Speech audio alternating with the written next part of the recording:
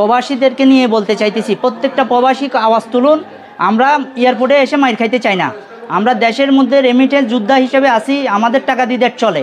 Remittance যোদ্ধারা যদি remittance না পাঠায়, এই দেশের মানুষ জিন্দিগিতেও এই দেশ টিকায় রাখতে পারবে না, যত টাকাই এই দেশের মধ্যে থাকুক। আমরা দেশের বাইরের থেকে টাকা কামাই করে দেশে নিয়ে এসে ইনভেস্ট করব, আমাদের টাকা এই দেশের মানুষ যারা শয়তান লোক, এগুলো আমাদের টাকা মারিয়েও খাবে, আবার আমাদের মতো রেমিটেন্স যোদ্ধাদেরকে মেরেও ফেলবে।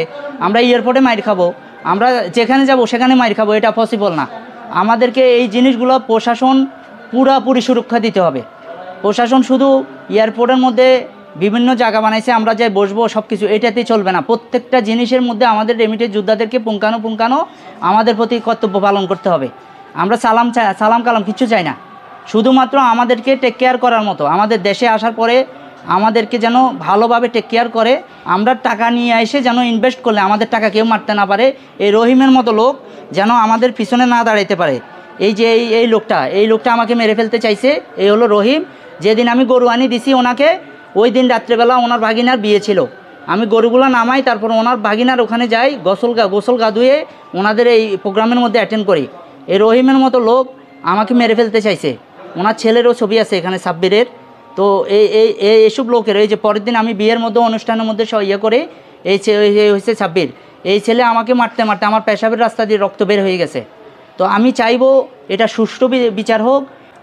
আমি যাদের কাছে এই বিচার দিয়েছি, চট্টগ্রাম সিটি মেয়র জনাব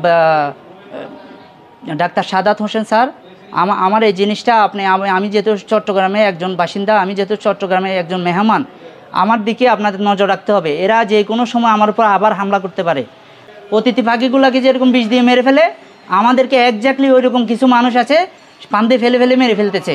অতিথি পাখি যেরকম উড়াল দিয়ে চলে যায়, আবার আমরাও এরকম করে কোনো টাকাই আসবে না এই দেশে কেউ ইনভেস্ট করবে না। আমাদেরকে সুযোগ দিতে হবে, আমাদেরকে এই দেশে টাকা আনি সুযোগ দিতে হবে।